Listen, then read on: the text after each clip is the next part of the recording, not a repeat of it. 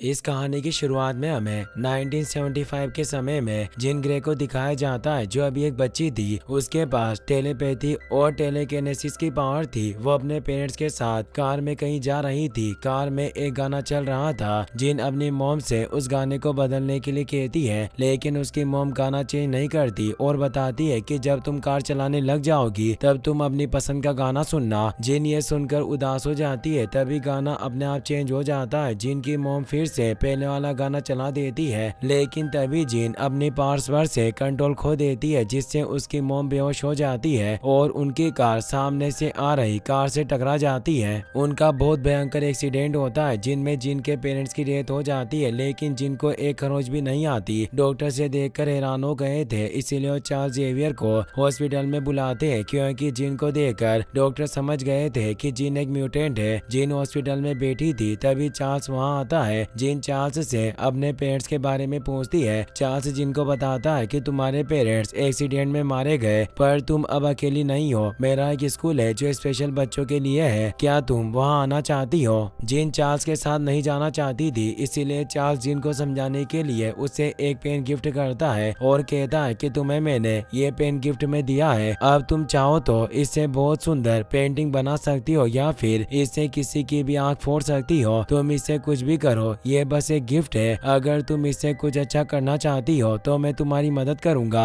अब जिन चार्ल्स की बातों का मतलब समझ जाती है और चार्ल्स के साथ उसके स्कूल में आ जाती है, जिसे एक्स मेंशन भी कहते हैं। जिन चार्ल्स का स्कूल देखती है, जो बहुत बड़ा और सुंदर था। जिन उसे देखकर वहाँ रहने से मना कर देती है। चार्ल्स इसकी वजह पूछता है तो जिन बताती है कि मैं सब चीजें तोड़ देती हूँ और मैं इतनी अच्छी जगह को नहीं तोड़ना चाहती। चार्ल्स जिनसे वादा करता है कि तुम जो भी तोड़ोगी मैं उसे फिर से जोड़ दूंगा और मैं ध्यान रखूंगा कि तुम कुछ भी नहीं तोड़ो। जिन चार्ल्स की बात सुनकर खुश हो जाती है। इसके बाद हमें 1992 का सीन दिखाया जाता है। नासा ने अपने एक रॉकेट में साइंटिस्ट की टीम को स्पेस में भेजा था। स्पेस में कुछ प्रॉब्लम हो जाती है और नासा के रॉकेट से कम्युनिकेशन टूट जाता है। फिर हम चार्ल्स को देखते हैं, जो एंक के साथ न्यूज में ये सब देख रहा था। तभी चार्ल्स के पास प्रेसिडेंट का फोन आता है, जो चार्ल्स से साइंटिस्ट को बचाने के लिए मदद मांगते हैं। अब चार्ल्स एंक की और इशारा करता है। एंक अपने असली रूप में आ जाता है। इसके बाद हम एक्स मेंस की टीम को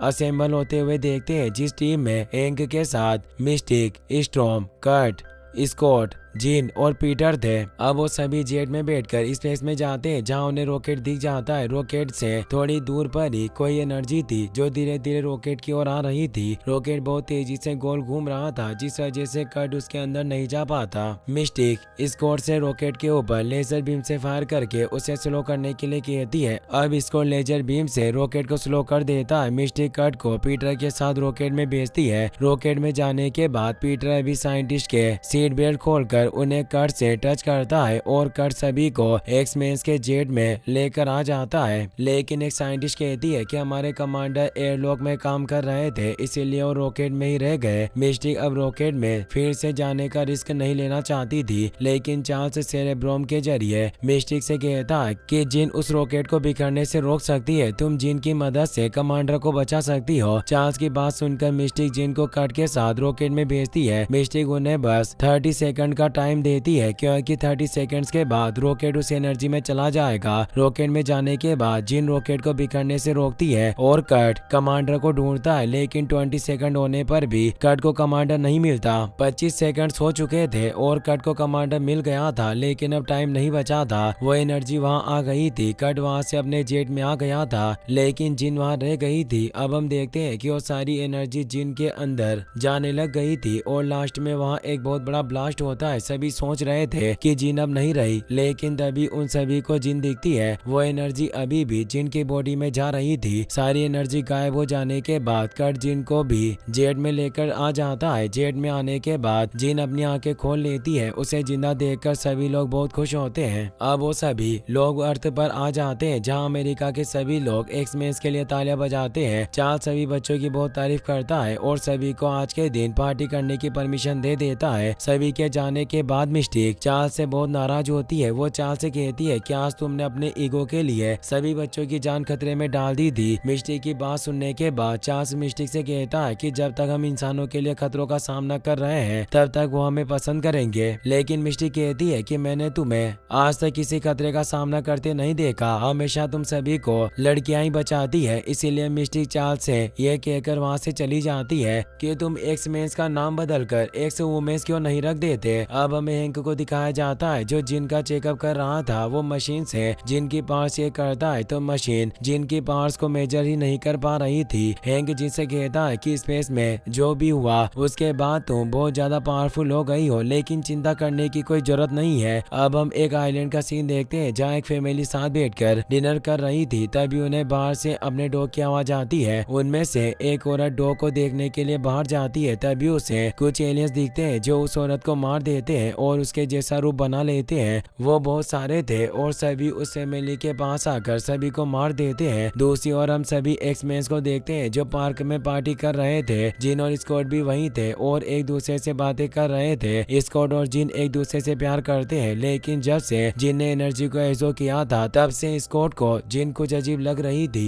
जिन स्कॉट को डांस करने के लिए कहती है, लेकिन जैसे वो आँख को देखती है तो उसकी पावर्स से कंट्रोल हट जाता है और अपनी पावर्स से वहाँ एक बहुत बड़ा ब्लास्ट कर देती है। चार्ल्स प्रेसिडेंट के पास मेडल लेने गया था। तभी उसे जिन के ब्लास्ट होने का पता चलता है और वो प्रोग्राम को बीच में ही छोड़कर एक्समेंशन में आ जाता है। चार्ल्स अपनी टेलीपैथी की पावर के जरिए जिन के दिमाग में घुसने की कोशिश करता है, लेकिन अब जिन बहुत पावरफुल हो गई थी इसीलिए चार्ल्स उसके दिमाग में नहीं घुस पा रहा था। इसीलिए चार्ल्स अब अपनी पावर्स को बढ़ाने के लिए सेरेब्रोम का यूज करता है। वो मिस्टिक और हैंक के साथ सेरेब्रोम में आकर उसके जरिए जिनके दिमाग में घुसने की कोशिश करता है। वो हैंक से सेरेब्रोम की पावर को बढ़ाने के लिए कहता है। चार्ल्स को जिनके दिमाग में जाने के लिए बहुत ज्यादा पावर्स की जरूरत पड़ रही थी, लेकिन अब चार्ल्स जिनके दिमाग में आ जाता है। वो मिस्टिक और हैंक को बताता है कि जिनका दिमाग बहुत नाजुक है, इसीलिए मुझे उसके बचपन की कुछ यादों को छुपाने के लिए उन्हें छिपाना पड़ा था, लेकिन स्पेस की एनर्जी की वजह से अब वो यादें फिर से बाहर आ रही है। अब जिन भी जाग गई थी। चार्ल्स जिन से बात करके उसे शांत करने की कोशिश करता है, लेकिन जिन चार्ल्स को उसके दिमाग से बाहर निकलने के लिए कहती है। जिन को अपने डैड की आवाज सुनाई देती है, जिससे वो समझ जाती है कि उसके डैड अभी भी जिंदा है। अब जिन चार्ल्स को अपने दिमाग से निकालने की कोशिश करती है, लेकिन चार्ल्स हैंक से सेरेब्रोम की पावर को फुल करने के लिए कह देता है, लेकिन जिन अपनी पावर्स से चार्ल्स को बाहर निकाल देती है। अब चार्ल्स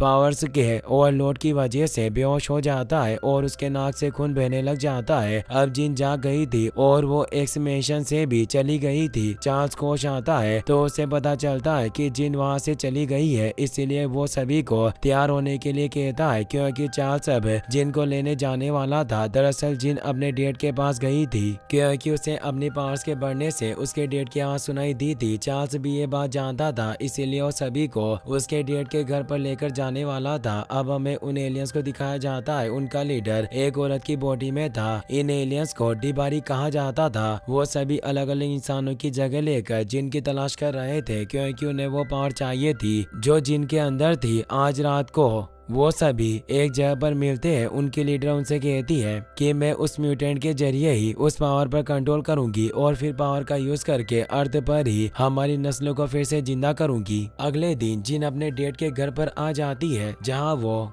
अपने दांत को देखकर बहुत खुश होती है, लेकिन उसकी खुशी तब खत्म हो जाती है जब उसे पता चलता है कि उसके डैड ने उसे इसलिए छोड़ा था क्योंकि उसी की वजह से उसकी मॉम की मौत हुई थी। वो ये जानकर बहुत दुखी हो जाती है। तभी चार्ल्स अपनी टीम को लेकर वहां जाता है। वो जिन को वापस अपने घर लेकर जाना चाहते थे, लेकिन जिन उनके साथ चलने से मना कर देती है। तभी स्कॉट जिन को मनाने की कोशिश करता है। तभी वहाँ पुलिस आ जाती है। पुलिस की कार का सायरन सुनकर जिन फिर से अपने आप पर से कंट्रोल खो देती है और सभी कार्स को अपनी पावर से वहीं रोक देती है। अब वो वहां से जाने लगती है, लेकिन चार्ल्स एक्समेन से उसे रोकने के लिए कहता है। कट जिन को वहां से जाने से रोक लेता है, लेकिन जिन के आगे टिक नहीं पाता।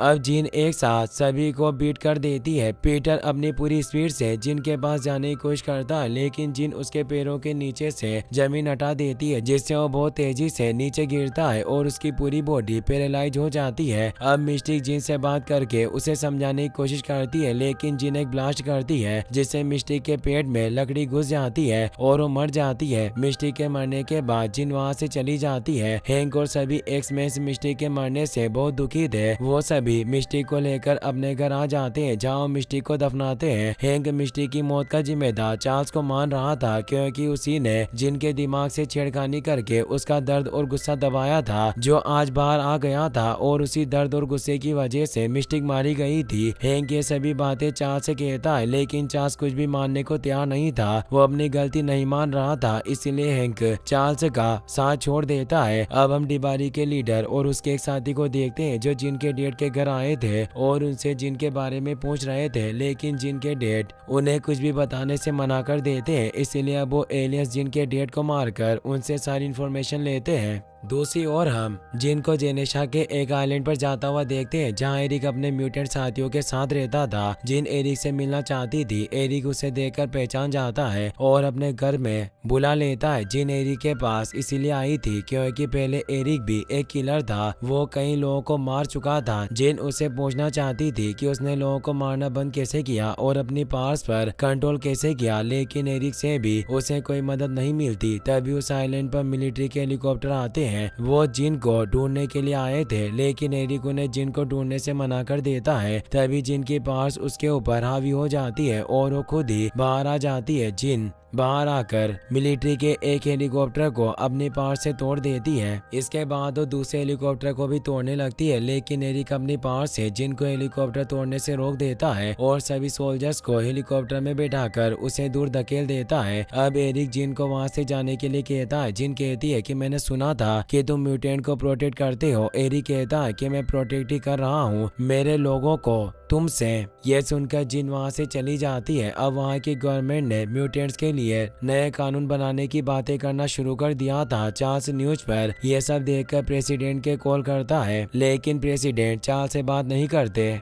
इसके बाद हमें डिबारी लीडर को दिखाया जाता है, जिसने जिन को ढूंढ लिया था और वो अब जिन के पास आकर जिन को अपनी बातों से मैनिपुलेट करने की कोशिश करती है और कामयाब भी हो जाती है। वो जिन को न्यूयॉर्क के एक होटल रूम में लेकर जाती है, जहां वो जिन को बताती है कि स्पेस में जो एनर्जी तुमने एब्जॉर्ब की थी वो कोई सोलर रेडिएशन नहीं थी, वो एक ऐसी एनर्जी थी जिससे तुम कई सारे मरे हुए प्लेनेट्स को फिर से जिंदा कर सकती हो। डिबरी लीडर जिन को बताती है कि हमने कई बार उस पावर को कंट्रोल करने की कोशिश की, लेकिन हम उसे संभाल नहीं सके। इस दुनिया में बस तुम ही हो जिसने उस पावर को कंट्रोल किया है। इसके बाद हम हैंक को देखते हैं, जो अब एरिक के पास गया था। हैंक एरिक से जिन को ढूंढने के लिए कहता है, लेकिन एरिक उसे मना कर देता है। लेकिन जब हैंक एरिक को यह बताता है कि जिन ने मिस्टिक को मार दिया है, तो एरिक भी हैंक के साथ जिन को मारना चाहता था, क्योंकि वो भी कभी मिस्टिक से प्यार करता था। अब एरिक के जासूसों को पता चल जाता है कि मिस्टिक न्यूयॉर्क में है, इसलिए एरिक अब अपना हेलमेट पहन लेता है और फिर से मैग्नेटो बन जाता है। वो हैंक और अपने दो साथियों के साथ न्यूयॉर्क आ जाता है। चार्ल्स भी सेरेब्रोम के जरिए हैंक का दिमाग पढ़ लेता है और जान जाता है कि एरिक जिन को मारने के लिए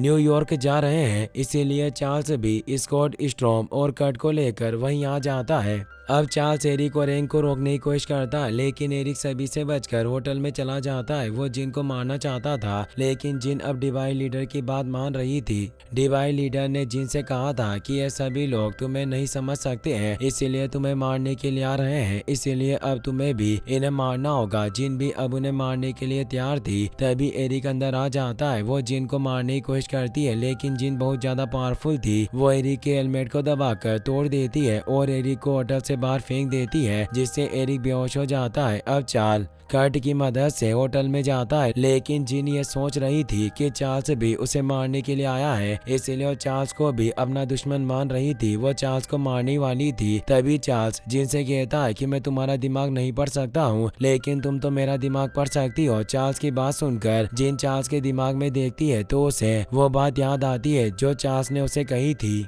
कि तुम्हारे पास एक गिफ्ट है, तुम चाहो तो इससे अच्छा काम कर सकती हो और चाहो तो बुरा भी कर सकती हो। जिन ये भी देखती है कि जब उसके डैड ने उसे टुकड़ा दिया था तभी से चार्ल्स ने उसे पाला है। अब जिन चार्ल्स को छोड़ देती है और डिवाइन लीडर से कहती है कि मुझे एनर्जी नहीं चाहिए, इसे मुझसे ले लो। डिवाइन लीडर यही चाहती थी और इसीलिए वो अब जिन के अंदर से पावर लेने लग जाती है। अब जिन बेहोश होने लग जाती है। चार्ल्स डिवाइन लीडर से कहता है कि जिन मर जाएगी, उसे छोड़ दो, लेकिन डिवाइन लीडर चार्ल्स से कहती है कि तुम्हारी जिंदगियां कोई मायने नहीं रखती है, मैं सभी को मार दूंगी। उसकी बात सुनकर चार्ल्स जिन को उससे दूर हटने के लिए कहता है, लेकिन जिन बेहोश हो गई थी तभी वहाँ स्कॉट आ जाता है और डिवाइन लीडर को अपनी लेजर बीम से शूट कर देता है। बाहर मिलिट्री के सोल्जर्स आ गए थे और वो सभी म्यूटेंट को बेहोश करके पकड़ रहे थे। वो सभी के गले में एक बेल्ट लगा देते हैं जिससे कोई भी म्यूटेंट अपनी पावर का यूज नहीं कर पाता है। वो सोल्जर्स होटल के अंदर आकर स्कॉट, चार्ल्स और जिन को भी बेल्ट पहना देते हैं और उन्हें भी पकड़कर अपने साथ ले जाते हैं। मिलिट्री सभी लोगों को एक ट्रेन से म्यूटेंट की जेल में लेकर जा रही थी। सभी के गले में बेल्ट बंधे हुए थे जिससे वो अपने पावर्स का यूज नहीं कर पा रहे थे। जिन भी उसी ट्रेन में थी और बेहोश थी। चार्ल्स अब बैंक से अपने किए की माफी मांग लेता है और अपनी गलती भी मान लेता है। वो सभी को बताता है कि वो एलियंस जिन की एनर्जी को लेने फिर से आएंगे और अगर उन्हें एनर्जी मिल गई तो वो सभी को मार देंगे। अब एरिक और बाकी सभी लोग भी चार्ल्स की बात समझ जाते हैं। तभी ट्रेन एक टनल में से निकलती है जहाँ से उसके ऊपर बहुत सारे एलियंस चढ़ जाते हैं। वो सभी ट्रेन के अंदर घुसने की कोशिश करते हैं। एरिक सोल्जर से उन्हें छोड़ने के लिए कहता है, लेकिन सोल्जर समझ रहे थे कि ये सभी लोग म्यूटेंट है और सभी कैदियों को छुड़ाने के लिए आए हैं। लेकिन जब उनकी गोलियों का एलियंस पर कोई असर नहीं होता है तब एक सोल्जर सभी म्यूटेंट्स को खोल देता है। अब हमें म्यूटेंट वर्सेस डिबारी एलियंस के बीच फाइट सीन दिखाया जाता है। एरिक और चार्ल्स की टीम साथ मिलकर सभी एलियंस से लड़ते हैं। सभी म्यूटेंट्स अपनी खास पावर्स का यूज करते हैं और सभी एलियंस को ट्रेन से नीचे फेंकने लगते हैं और उन्हें मारने लगते हैं। चार्ल्स स्कॉट को लेकर जिनके पास जाने की कोशिश करता है। स्टॉर्म अपनी लाइटनिंग स्ट्राइक से सभी एलियंस को मारती है। कर्ट भी बहुत बहादुरी से लड़ रहा था। एरिक अपनी मैग्नेटिक पावर से सभी एलियंस जो मर नहीं रहे थे उन्हें ट्रेन के कंपार्टमेंट के साथ कुचल देता है। लेकिन अब ट्रेन में डिबारी लीडर आ जाती है जो जिनसे मिली एनर्जी से बहुत ज्यादा पावरफुल हो गई थी। वो एक एक करके सभी म्यूटेंट्स को बीट कर देती है और जिन की तरफ बढ़ने लगती है। जिनके पास चार्ल्स था जो जिनको जगाने की कोशिश कर रहा था। तभी जिन चार्ल्स के दिमाग में आती है और चार्ल्स से बात करती है। चार्ल्स उससे माफी मांगता है क्योंकि उसने जिन के दिमाग में छेड़छाड़ की थी। लेकिन जिन अब समझ गई थी कि चार्ल्स ने जो भी किया उसके लिए ही किया था। चार्ल्स ने जिन को फैमिली दी और उसका ख्याल रखा। जिन चार्ल्स को माफ कर देती है। अब वो चार्ल्स से कहती है कि मुझे पता है कि मुझे क्या करना है। चार्ल्स से सुनकर चौंक जाता है। वो जिन से पूछता है कि तुम क्या करने वाली हो, लेकिन अब जिन जाग जाती है और पूरी ट्रेन को एक साथ हवा में उड़ा लेती है। वो चार्ल्स से कहती है कि मैं अब अपनी फैमिली को प्रोटेक्ट करूंगी। वो सभी म्यूटेंट के आसपास शील्ड बना देती है और ट्रेन के कंपार्टमेंट से सारे एलियंस को दबा देती है।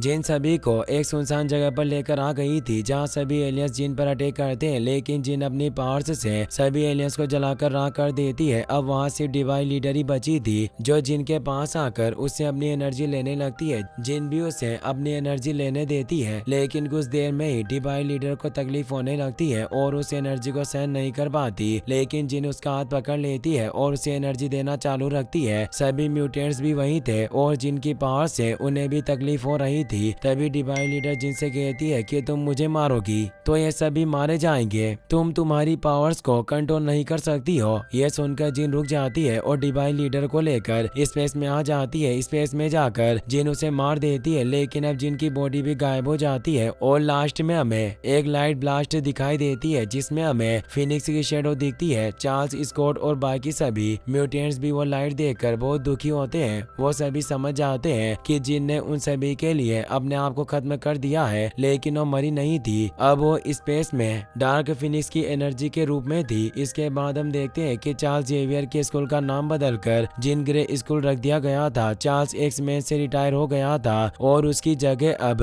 हैंक वहाँ का प्रिंसिपल बन गया था। एंड में हमें चार्ल्स और एरिक साथ में बातें करते हुए दिखते हैं। एरिक और चार्ल्स बहुत पुराने दोस्त दोस्त थे, लेकिन फिर उनकी सोच एक दूसरे से अलग हो गई और वो एक दूसरे के दुश्मन बन गए। लेकिन अब वो दोनों रिटायर हो चुके हैं और एरिक फिर से अपने दोस्त के साथ रहना चाहता था, इसीलिए वो चार्ल्स से अपने आइलैंड पर चलने के लिए कहता है। इसी के साथ ये कहानी यहीं पर खत्म हो जाती है। गाइस, अगर आपको वीडियो पसंद आया हो तो इस वीडियो को लाइक करने के साथ साथ चैनल को सब्सक्राइब जरूर कर लेना। मिलते हैं नेक्स्ट वीडियो में।